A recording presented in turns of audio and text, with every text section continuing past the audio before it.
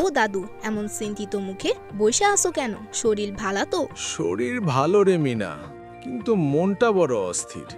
সামনে 12ই ফেব্রুয়ারি ভোট। গত 15 বছর তো ভোট দিতে পারি নাই। নিয়ম কানুন সব ভুইলা গেছি। আবার শুনতাছি এবার নাকি একদিনে 2 ভোট। আমি বুড়া মানুষ, পারুম তো সব ঠিকঠাক করতে? আরে দাদু, তুমি একা না, অনেকেরই এই কনফিউশন। কিন্তু ভয়ের কিছু নাই, চলো আমরা তোমার একদম হাতে কলমে শিখায়া দেই। মিঠু, চলো দাদুরে ভোট কেন্দ্রে নিয়ে যাই। চলো চলো, ভোট দিতে চলো। সকাল সকাল ভোট কেন্দ্রে আইসা প্রথমে নারী আর পুরুষরা আলাদা লাইনে দাঁড়াইব। লাইনের শুরুতেই তোমার ভোটার নম্বর লেখা থাকবো। আনসার ভাইয়েরা তোমারে দেখাইয়া দিব তুমি কোন কক্ষে ভোট দিবা। একদম সহজ দাদু। এরপর তুমি সোজা চলে যাবা তোমার নির্ধারিত রুমে।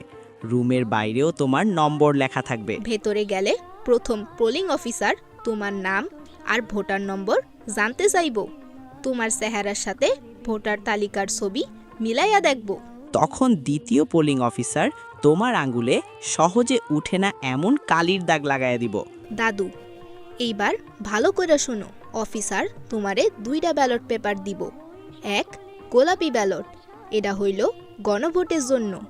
দেশ সংস্কারে চাইলে হ্যাঁ আর না চাইলে না ভোট দিবা। 2, সাদা কালো ব্যালট, এইটা হইল সংসদ সদস্য বা এমপি নির্বাচনের জন্য। তুমি তোমার পছন্দের প্রার্থীর মার্কায় সিল দিবা। দাদু, এবার গোপন কক্ষে গিয়া ঠান্ডা মাথায় সিল মারো। গণভোট গোলাপি, তুমি যদি সংস্কার বা পরিবর্তন চাও তবে হা ঘরে সিল মারবা। মনে রেখো, হা দিলে সব সংস্কার পাবা, আর না দিলে কিছুই পাবা না। সংসদ নির্বাচন সাদা কালো, তোমার পছন্দের প্রার্থীর মার্কায় সিল মারবা। সিলের কালি যেন ঘরের বাইরে না যায় দাদু, তাইলে কিন্তু ভোট বাতিল হইয়া যাইব।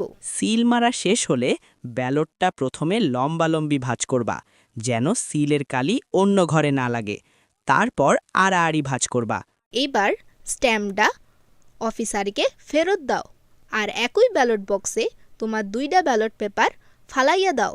ব্যাস, হইয়া গেল একদিনে 2 ভোট। ওরে মিনা, এ তো দেখি এক্কেরে সহজ। এবার আমি ঠিক মতো ভোট দিয়া দেশ গঠনে অংশ নিতে পারলাম।